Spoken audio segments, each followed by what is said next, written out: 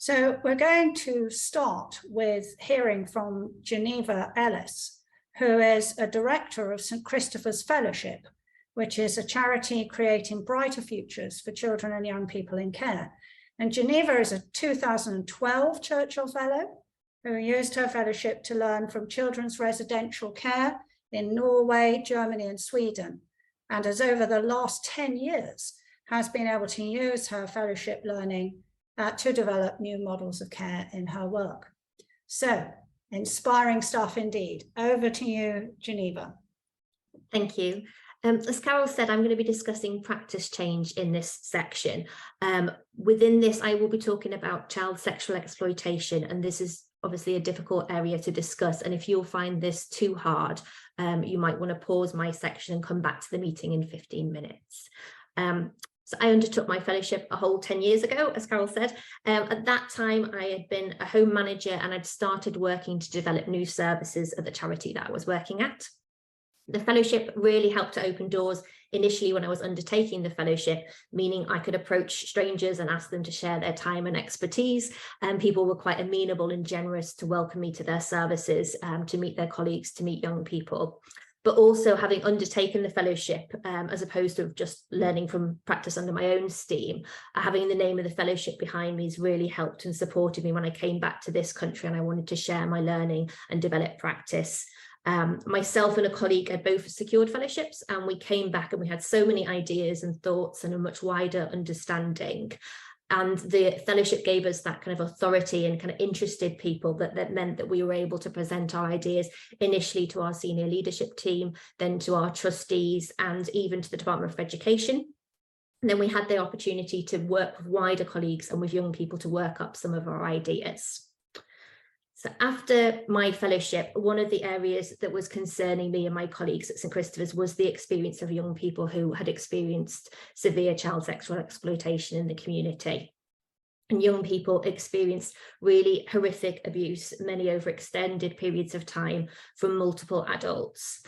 And in many cases, this abuse had gone under the radar, or young people were being blamed themselves for their experiences of abuse.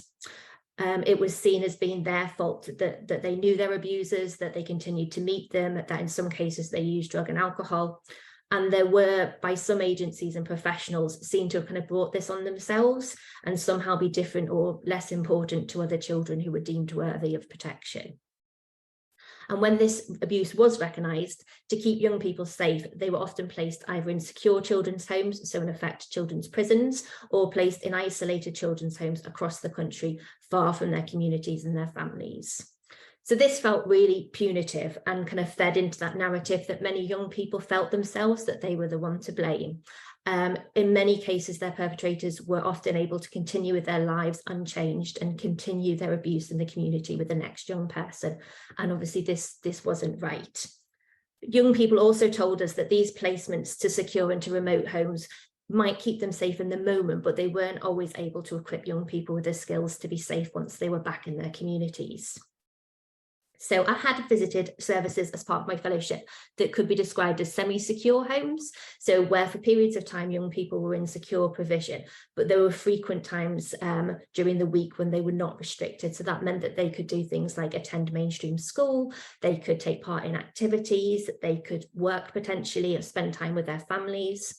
And we wanted to explore if there were some aspects of this that could provide a solution for young people who were experiencing child sexual exploitation in this country.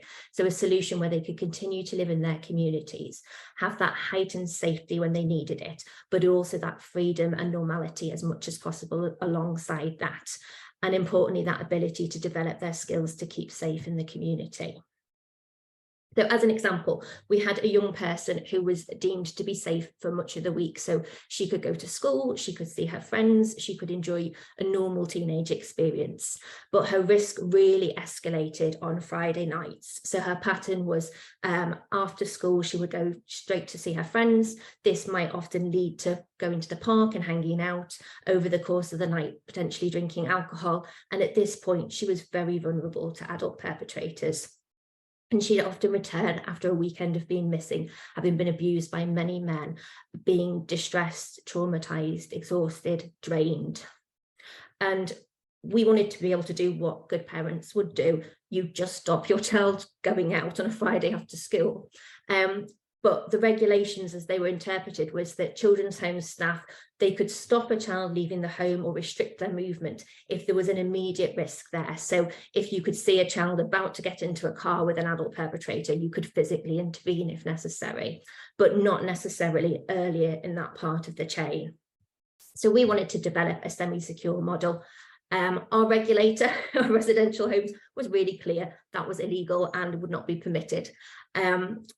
As I mentioned earlier, we have been lucky enough to present findings to the Department for Education, and they were really excited by the idea of innovation in the children's social care and launched the innovation programme. This allowed local authorities and organisations funding and support to develop pilots. So when this was launched in 2015, we were lucky enough to secure some funding to pilot our project.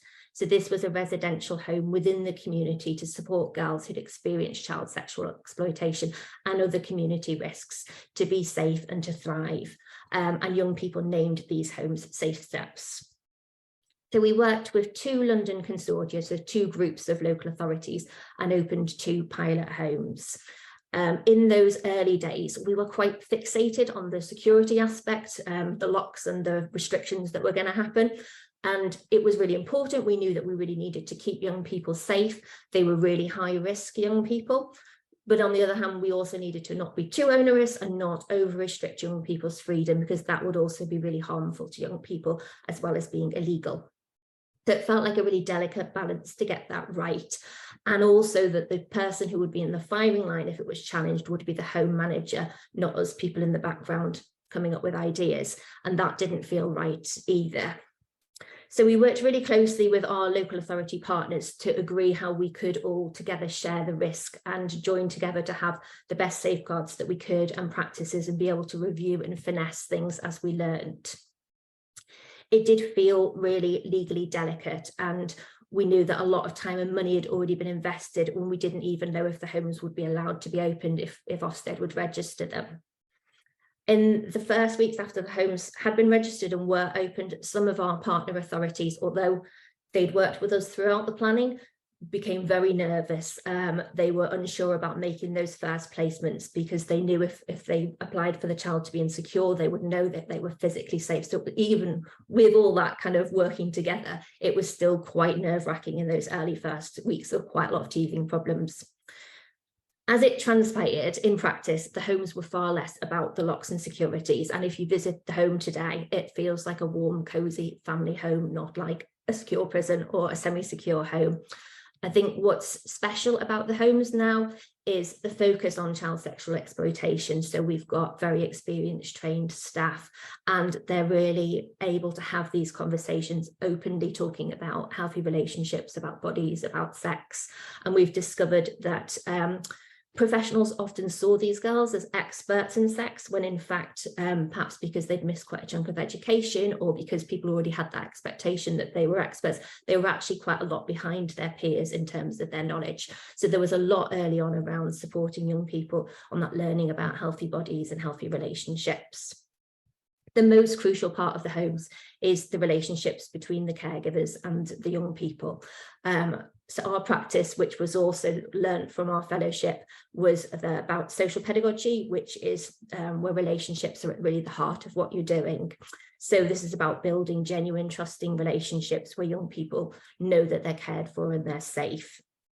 They know that we won't give up on them. And even when they move out, this still remains their base that they can come back to. And while it's not all been about locks and keys, it is still a restrictive environment. And that means that we need to get the timing right for the young people. So on average, the home works for young people for around 9 months. And then at that point, when they're flourishing, they need to move to a less restrictive environment. And we would aim usually to be supporting young people to be able to move back in with their families where possible. What's also key, I think, is developing other interests. So for many of the young people, this world was quite all-encompassing, and when they moved away from it, it left quite a gap in their lives. So the homes needed to also provide young people with, you know, the ability to try out new activities, to gain confidence, to learn how to, you know, things that they would shine at, to have some fun and be kids again, build some childhood memories, regain their confidence in education, sort of see a future and be able to work towards that. We also learned that it was really important to work alongside families. Sometimes families had felt like they all had been treated as if they were in some way to blame for what happened. But it's important to us because they're a significant part of the young people's lives and their future as well. We also learned quite a lot about if you want the change, you have to be open to learning. So even if you've got a great idea, we did need to do some serious revisions along the way as our project progressed. And also that young people are very much the experts in themselves. So they were the best place to say what's important, why things might not work, what we hadn't really thought through, and suggest some alternative solutions for us. And we're really grateful for the impact that they've had in shaping Safe Steps. So Safe Steps today is 7 years old. The practice has developed along the way. One of the homes closed, one has stayed open and really flourished. It's been rated Ofsted Outstanding since 2018. Young people really thrive there. They feel safe. The families praise it. The last time I visited, there was a young person baking some cakes with their mum while the family dogs were in the garden. And it was really nice to see that they were all come together to spend time together.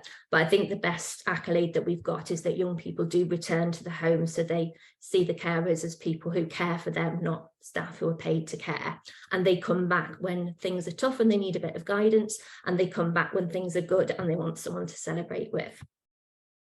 So some of the things we learned developing Safe Steps, the real importance of those true partnerships with the local authority, with the police in our instance, and wider community groups.